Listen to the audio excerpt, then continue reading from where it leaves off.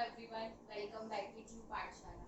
तो हम last class में साइंस का क्लास 10 का चैप्टर लाइकोसिस के बारे में डिस्कस कर रहे थे।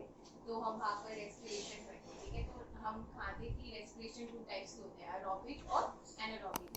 एरोबिक हम पढ़ चुके थे कि एरोबिक रेस्पिरेशन वो होती है जो हमारी ऑक्सीजन की प्रेजेंस में होगी या with the use of oxygen जो रिएक्शन होते हैं that are known as aerobic respiration. पर एनारोबिक रेस्पिरेशन वो होती है, अब हम एनारोबिक के बारे में डिस्कस करते हैं। एनारोबिक रेस्पिरेशन सबसे पहले तो जानते हैं क्या होता है। एनारोबिक रेस्पिरेशन वो होती है कि जो विदाउट ऑक्सीजन जो होती है, the reaction which take place without oxygen is known as anaerobic respiration. जो ऑक्सीजन की प्रेजेंस में ना हो या एयर की प्रेजेंस में जो रिएक्शंस या रेस्पिरेशन ना हो, that is known as anaerobic respiration, ठीक है। तो उसके अलावा हम ये पढ़ चुके थे कि हमने ग्लाइकोलाइसिस पढ़ा था। ग्लाइकोलाइसिस में हमने ये पढ़ा था कि जो ग्लूकोज है, ठीक है, उसका ब्रेक डाउन होना 3 कार्बन एटम मॉलिक्यूल में इज नॉन एज ग्लाइकोलाइसिस, जो साइटोप्लाज्म के अंदर होता है और ये हर एक लिविंग बीइंग के अंदर होगा, ठीक है। साइटो मतलब कि हर एक लिविंग ऑर्गेनिज्म में होगा, ठीक है, ग्लाइकोलाइसिस। उसके बाद हम आते हैं नेक्स्ट को कंटिन्यू करते हैं एनारोबिक रेस्पिरेशन को। सबसे पहले तो ये जानना होगा कि एनारोबिक रेस्पिरेशन हमारी एब्सेंस ऑफ ऑक्सीजन में होती है, ठीक है। तो एब्सेंस ऑफ ऑक्सीजन में होती है तो एनारोबिक रेस्पिरेशन ना उसके दो रूट्स है या वो दो टाइप्स हो सकती है। जैसे कि फर्स्ट इज इन यीस्ट, कुछ ऐसे यीस्ट या कुछ ऐसे सब बैक्टीरियाज या माइक्रो ऑर्गेनिजम्स है जिसमें एनारोबिक रेस्पिरेशन होती है, ठीक है। That means without the use of oxygen, ठीक है। उनको ये उसका पाथवे ये है, उसका रूट ये है। और जो बेसिकली लैक ऑफ ऑक्सीजन, और ये हमारी बेसिकली ह्यूमन बॉडी के लिए है, ठीक है। ये वाली जो एनारोबिक रेस्पिरेशन होती है वो ह्यूमन बॉडी के अंदर होती है, जिसका जो बाय प्रोडक्ट होता है वो होता है हमारा लैक्टिक एसिड, ठीक है। लैक्टिक एसिड हमने लास्ट क्लास में पढ़ा था, जो क्या है हमारा 3 कार्बन मॉलिक्यूल है, ठीक है, जो ये रेस्पिरेशन के दौरान बनता है। कौन सी? एनारोबिक रेस्पिरेशन के दौरान, ठीक है। तो बेसिकली हमारा मसल सेल्स के अंदर होता है। इसके बारे में भी बात करते हैं, पहले हम इसको डिस्कस करते हैं, तो ठीक है। कुछ यीस्ट या कुछ ऐसे बैक्टीरियाज के अंदर ही हमारा होता है, ठीक है, that is anaerobic respiration. Basically it is a fermentation, ठीक है। फर्मेंटेशन है ये एक टाइप का, जो यीस्ट और कुछ बैक्टीरियाज के अंदर होता है। अब ये फर्मेंटेशन क्या है? फर्मेंटेशन इज लाइक सड़ना, किसी भी चीज का सड़ना, ठीक है। तो दैट इज फर्मेंटेशन। और जिसमें से जिसका मेटाबॉलिक या बाय प्रोडक्ट, फर्मेंटेशन मतलब जिसका जो बाय प्रोडक्ट या मेटाबॉलिक प्रोडक्ट हो ना, वो हमारा बेसिकली क्या हो? इथेनॉल, ठीक है। इथेनॉल इज अ क्या है? 2 कार्बन मॉलिक्यूल, जिसका एंड प्रोडक्ट हमें क्या मिले? ये एंड प्रोडक्ट हमें क्या मिले? इथेनॉल, ठीक है। That is fermentation. तो एनारोबिक रेस्पिरेशन और ये क्या है हमारा? बेसिकली फर्मेंटेशन, जो हमारी यीस्ट या कुछ ऐसे सम बैक्टीरियाज के अंदर होता है, जिसमें क्या होता है कि एक ग्लूकोज का जो मॉलिक्यूल है, यानी कि 6 कार्बन आइटम का जो मॉलिक्यूल है, वो हमें क्या देता है? 2 carbon molecule, that is ethanol, ठीक है। ये बेसिकली विदाउट ऑक्सीजन और कुछ जो नॉन ग्रीन प्लांट्स है उसके अंदर होता है, और बेसिकली हमारे यीस्ट के अंदर या बैक्टीरिया के अंदर होता है, ठीक है। तो ये हमारा यीस्ट के अंदर हुआ, जिससे हमें क्या? इथेनॉल बाय प्रोडक्ट मिला, प्लस साथ में CO2 प्लस एनर्जी, ठीक है। तो एनर्जी हमें इस पाथवे से भी मिली, ठीक है, बट इसका रूट अलग था, इसका मेटाबॉलिक बाय प्रोडक्ट अलग था। इसमें मेटाबॉलिक बाय प्रोडक्ट हमें क्या मिला? इथेनॉल मिला, 2 कार्बन मॉलिक्यूल, दैट इज, इसको क्या कहेंगे दूसरे लेमन लैंग्वेज में? That is fermentation. इसका एनसीईआरटी में एक एग्जांपल भी दिया हुआ है कि जैसे अगर हम देखें कि we carry out the fermentation of sugar by using anaerobic respiration of yeast। हम yeast का anaerobic respiration यूज करके, जो yeast anaerobic respiration pathway करती है, ठीक है, उसको यूज करके हम क्या कर सकते हैं? फर्मेंटेशन कर सकते हैं। किसका? शुगर का, ठीक है। शुगर का फर्मेंटेशन, या जैसे होता है कि ग्रेप्स का फर्मेंटेशन करके या राइस का फर्मेंटेशन करके हमें इथेनॉल मिलती है, ठीक है, या अल्कोहल मिलती है, बेसिकली अल्कोहल मिलती है, ठीक है। तो बेसिकली क्या? फर्मेंटेशन से मिली। तो हम शुगर का फर्मेंटेशन करके हम ये या क्या एनारोबिक रेस्पिरेशन से हम ले सकते हैं इथेनॉल या एनर्जी हम ले सकते हैं। जैसे हमें क्या करना होगा? कोई भी टेस्ट ट्यूब ली, ठीक है, उसके अंदर हमें शुगर सॉल्यूशन या बेसिकली जूस डाल दो, ठीक है। उसके अंदर हम क्या डाल देंगे? यीस्ट डालने के बाद उस टेस्ट ट्यूब को ना 2 या 3 दिन के लिए छोड़ दो, ठीक है। और उसके माउथ को बिल्कुल क्लोज कर दो कि उसके अंदर के बिल्कुल भी, क्योंकि हमें क्या करनी है? एनारोबिक रेस्पिरेशन, दैट इज कि हमें इसको ऑक्सीजन बिल्कुल भी प्रोवाइड नहीं करनी, हमें ऑक्सीजन की एब्सेंस में ही रिएक्शन करनी है। तो इस वजह से हम इसको क्या कोर किया, इसको बिल्कुल क्लोज कर देंगे। क्लोज करने के बाद जब हम देखेंगे कि उसमें से थोड़े दिन बाद 2 या 3 डेज बाद हमें करेक्टरिस्टिक स्मेल मिलेगी, ठीक है। वो करेक्टरिस्टिक स्मेल किसकी होगी, इथेनॉल की, ठीक है। तुम्हें 2 या 3 दिन बाद तुम्हें क्या मिलेगी, करेक्टरिस्टिक स्मेल ऑब्जर्व करोगे, किससे, टेस्ट ट्यूब से, ठीक है। और उसमें से क्या होगा, एक गैस भी इवॉल्व होगी, दैट इज कार्बन डाइऑक्साइड। अब कैसे चलेगी, कार्बन डाइऑक्साइड इवॉल्व हुई है, बेसिकली कुछ नहीं, उसमें लाइम वाटर डाल दो, वो सॉल्यूशन क्या होगा, बिल्कुल मिल्की टर्न हो जाएगा, दैट इज कि उसमें कि कार्बन डाइऑक्साइड भी इवॉल्व हुई है। तो इससे हमें क्या पता चला कि products of fermentation of sugar brought about by yeast are ethanol and carbon dioxide. ये यीस्ट ने जो फर्मेंटेशन करी या जो फर्मेंटेशन के जो प्रोडक्ट होते हैं वो हमारे क्या हो सकते हैं, क्या होते हैं, basically ethanol plus carbon dioxide, और इसके साथ साथ हमें एनर्जी मिलेगी, ठीक है। तो ये हमारा first type of anaerobic respiration है, जो यीस्ट के अंदर, नॉन ग्रीन प्लांट्स के अंदर एंड कुछ बैक्टीरिया के अंदर होता है, दैट इज एनारोबिक रेस्पिरेशन। दूसरे टाइप का एनारोबिक रेस्पिरेशन आता है जो हमारी मसल सेल्स के अंदर होता है, बेसिकली मसल सेल्स के अंदर, जैसे कि होता है कि हमारे पीछे कभी बार देखा ऐसा कि कोई भी हमें रनिंग इवेंट में पार्ट लेना पड़ जाता है, या जब हम एकदम से भागते हैं, कोई इमरजेंसी सिचुएशन आ जाए, जैसे मान लो कोई कुत्ता पीछे पड़ जाए, ठीक है, कुत्ता पीछे पड़ेगा तो क्या होगा कि तुम एकदम से भागोगे, एक इमरजेंसी सिचुएशन आ गई, बॉडी तुम्हें तुरंत बोलेगी कि भाग भाई भाग, यहाँ से भाग। तो जैसे तुम एकदम से भागोगे तो क्या होगा, तुमने बॉडी को कह दिया कि अब तुमने क्या बॉडी को कह दिया कि मुझे एनर्जी दो, एनर्जी ज्यादा चाहिए ना, एक तुम स्लो चल रहे हो और एक तुम भाग रहे हो, भागने में तुम्हें एनर्जी ज्यादा चाहिए, एटीपी ज्यादा चाहिए, ठीक है। तो मतलब कि अगर कोई भी एक्सटर्नल विग्रस या स्टर्नस कोई भी फिजिकल एक्टिविटी करते हैं, ठीक है, जिसमें हमारे मसल सेल्स को ज्यादा वर्कआउट करना पड़ता है, या उसको कम टाइम में ज्यादा आउटपुट देना पड़ता है, या ज्यादा जल्दी काम करना पड़ता है, ठीक है, उसको मतलब कि क्या करना पड़ेगा, when oxygen get used up faster in the muscle cells that can be supplied by the blood, ठीक है। अब हमें ये पता है कि जो एनर्जी है, ठीक है, एनर्जी बेसिकली ह्यूमन बॉडी में कहाँ से मिलती है, हमें एरोबिक रेस्पिरेशन से, यानी कि with in the presence of oxygen, ठीक है। अब मसल सेल्स को जितनी एनर्जी मिल रही है एरोबिक रेस्पिरेशन से, ठीक है, एरोबिक रेस्पिरेशन या ऑक्सीजन से जितनी एनर्जी हमें मिल रही है वो क्या हो जाती है, इनसफिशिएंट हो जाती है, क्योंकि ब्लड तो उतनी एनर्जी प्रोवाइड करेगा जितनी एक नॉर्मैलिटी में काम करने के लिए, बंदे को सिंपल चलने के लिए जरूरत है, ब्लड तो उसको उतनी एनर्जी प्रोवाइड करेगा, बट अब उसको भागना पड़ गया, एकदम से कोई स्टर्नस एक्सरसाइज करनी पड़ गई, तो ऐसा तो है नहीं कि बॉडी ऐसा तो नहीं करती कि तुम्हें भागने देती, तुम प्रॉपर भागते हो, तो कभी सोचा है कि वो एकदम से इतनी एनर्जी आती कहाँ से है, वो आती है कि जितनी एनर्जी हमें ऑक्सीजन से मिलती है उसके बाद हमारी क्या होती है, बॉडी के अंदर एनारोबिक रेस्पिरेशन स्टार्ट हो जाती है, ठीक है, एनारोबिक रेस्पिरेशन स्टार्ट होने लग जाती है, और बेसिकली हमारी मसल सेल्स के अंदर होती है बिना लैक ऑफ ऑक्सीजन से, जिसमें क्या होता है कि ग्लूकोज 6 कार्बन मॉलिक्यूल हमारा पायरावेट में कन्वर्ट होता है, पायरावेट प्लस एनर्जी मिलती है, इसके अलावा भी वो डायरेक्ट पायरावेट क्या करेगा, लैक्टिक एसिड में कन्वर्ट होगा, लैक्टिक एसिड जो 3 कार्बन मॉलिक्यूल है, और लैक्टिक एसिड के साथ जो बाय प्रोडक्ट में हमें एनर्जी मिलती है वो हम यूज करते हैं हम भागने के लिए, ठीक है, तो वो वहां से हमें एनर्जी मिलती है जिससे हम कंटिन्यूसली भाग पा रहे हैं, ठीक है, क्योंकि एनारोबिक रेस्पिरेशन हुई, ठीक है।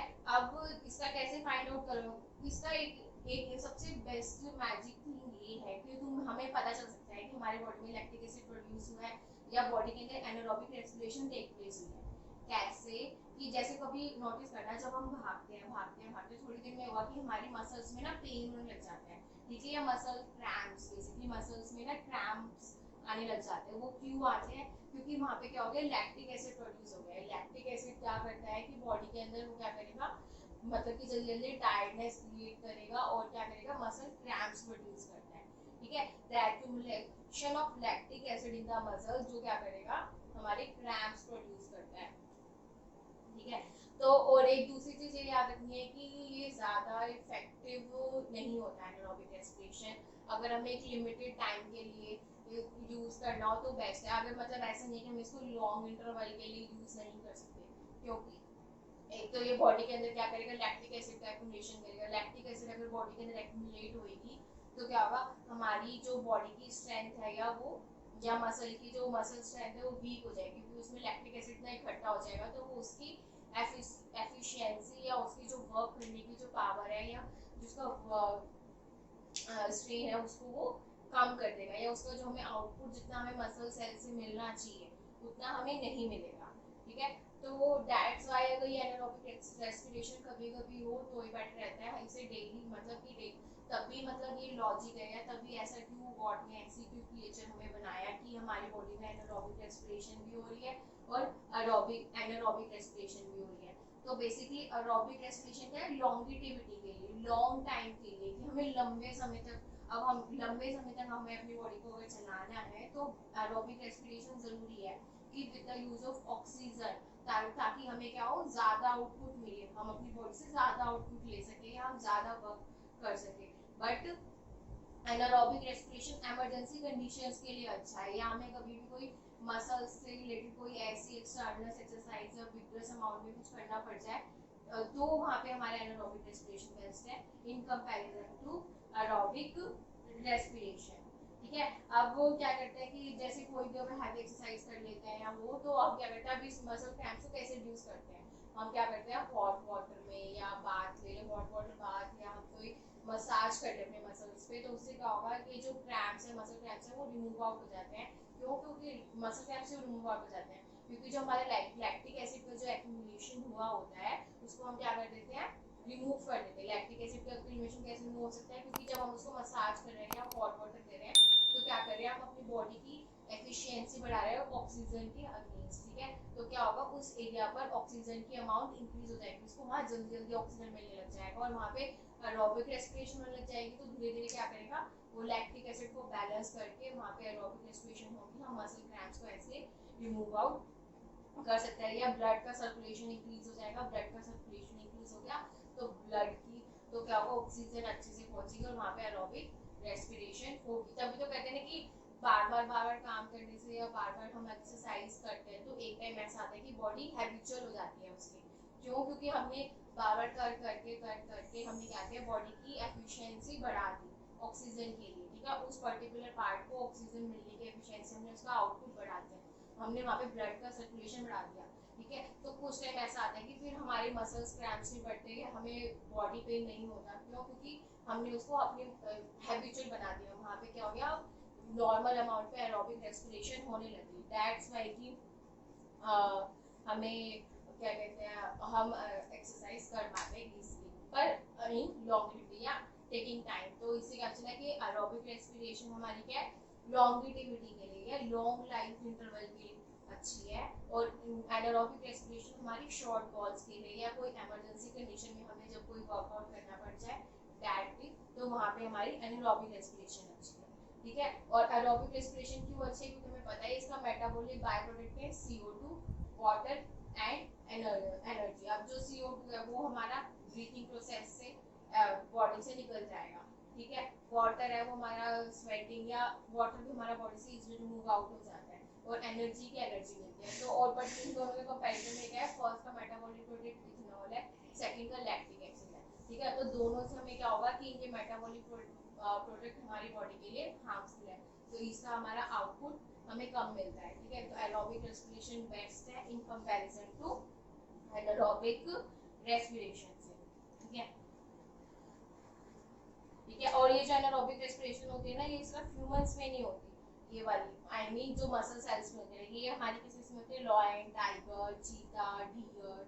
ठीक है, और भी बहुत सारे एनिमल्स हैं जो बहुत ही फास्ट रन करते हैं। ठीक है, अपनी एनर्जी के रिक्वायरमेंट के नॉर्मल से। ठीक है, तो उनमें भी एनारोबिक रेस्पिरेशन होती है।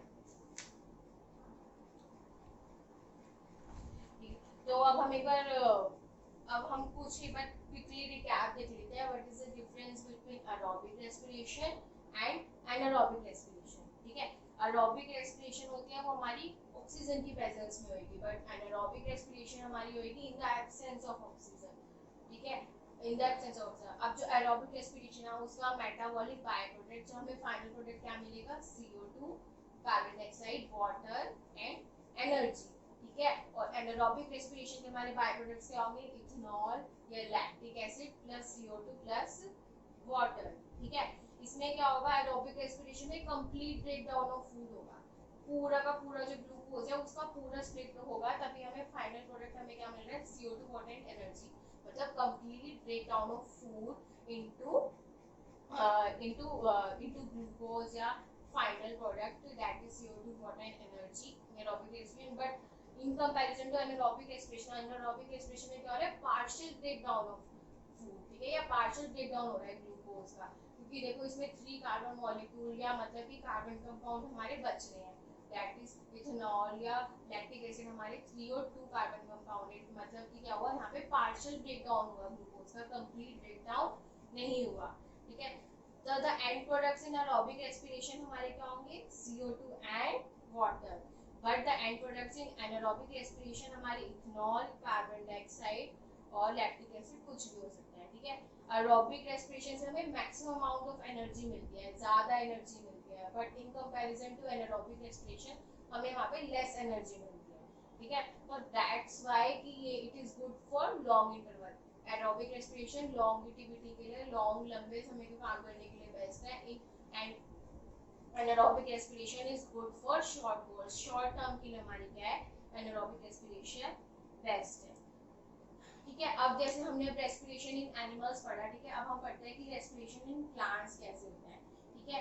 अब जैसे जितने भी प्लांट के पार्ट्स है, रूट्स है, स्टेम्स है, लीफ है, इन सब के अंदर रेस्पिरेशन होती है, ठीक है। हर एक इंडिविजुअल पार्ट रेस्पायर करता है, हर एक पार्ट के अंदर रेस्पिरेशन होती है, ठीक है।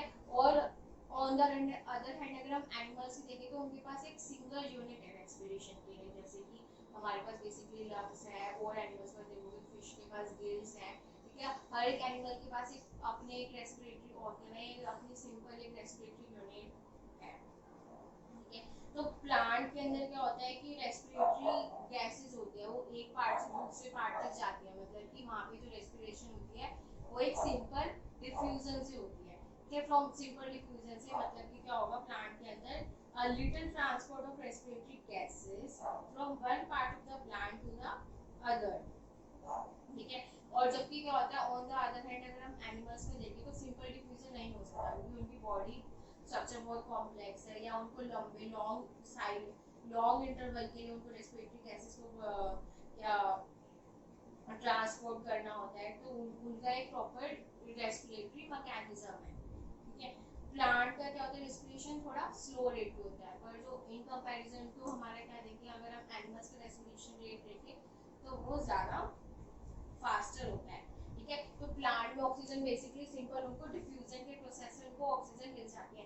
एक चीज़ तो ये आती है कि ना, ये एक कंफ्यूजन रहती है कि जो प्लांट होता है वो ऑक्सीजन लेता है और कार्बन डाइऑक्साइड छोड़ता है, या वो ऑक्सीजन नहीं ले सकता, नो इट्स रॉन्ग, ठीक है। There is a lot of difference between respiration and photosynthesis. Respiration और फोटोसिंथेसिस में जमीन आसमान का अंतर है, ठीक है। रेस्पिरेशन मतलब सिर्फ breathing in and breathing out, क्या एक्सचेंज ऑफ गैसेस की, मतलब कि गैसेस को आपस में एक दूसरे का एक्सचेंजर लेना, ठीक है। But in comparison to respiration in photosynthesis में क्या होता है, फूड का बनाना, ठीक है, ग्लूकोज का बनना, ठीक है। तो फोटोसिंथेसिस में फूड बनाने के लिए हमें कार्बन डाइऑक्साइड वगैरह चाहिए होती है, तो दैट्स व्हाई सिर्फ फोटोसिंथेसिस के समय जो प्लांट होता है वो कार्बन डाइऑक्साइड को एब्जॉर्ब करता है, पर रेस्पिरेशन उसका भी एज इट इज सिंपल होता है कि ऑक्सीजन को लेना और कार्बन डाइऑक्साइड को रिलीज आउट करना, तो मतलब कि फोटोसिंथेसिस के टाइम पे वो प्लांट ऑक्सीजन रिलीज करता है, पर रेस्पिरेशन के टाइम पर वो ऑक्सीजन लेते हैं, ठीक है। ये एक डिफरेंस है।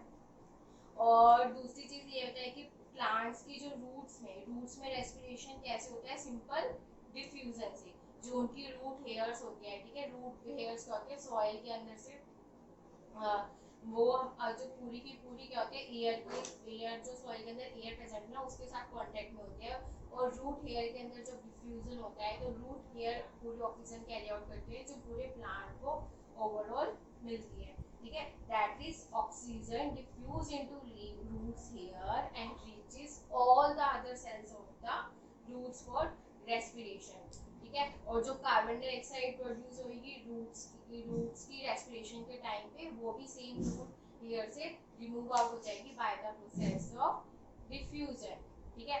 तो मतलब बेसिकली क्या हुआ, रूट्स के अंदर रेस्पिरेशन किससे होता है, simple that with the diffusion के प्रोसेस से क्या होता है, रेस्पिरेशन होता है इन रूट्स। उसके बाद आता है रेस्पिरेशन इन स्टेम्स। स्टेम्स में रेस्पिरेशन क्या होता है? सबसे पहली चीज तो याद रखनी होगी हर्बेशियस प्लांट। प्लांट्स और हर्बेशियस प्लांट्स में क्या डिफरेंस होता है? हर्बेशियस प्लांट्स मतलब हर्ब्स। हर्ब्स क्या होते हैं? बिल्कुल छोटे छोटे, जिनका साइज बहुत छोटा होता है और उनकी स्टेम्स बहुत थिन होते हैं। हर्ब्स मतलब जैसे अगर हम कहें तो बेसिकली जड़ी बूटी, ठीक है। तो अगर हम उनकी जो स्टेम्स है ना, स्टेम्स में बेसिकली जो रेस्पिरेशन होती है वो होती है हमारी स्टोमेटा की हेल्प से, दैट इज स्टोमेटा, ठीक है। तो उनकी जो रेस्पिरेशन होती है वो होती है हमारी स्टोमेटा की हेल्प से, that is respiration in stems, ठीक है। तो उनके पास स्टोमेटा होती है और वहां से वो गैसेस एक्सचेंज होती है। Thank you so much guys इस वीडियो को देखने के लिए। अगर आपको ये वीडियो पसंद आई हो तो इस चैनल को लाइक करें, कमेंट करें, सब्सक्राइब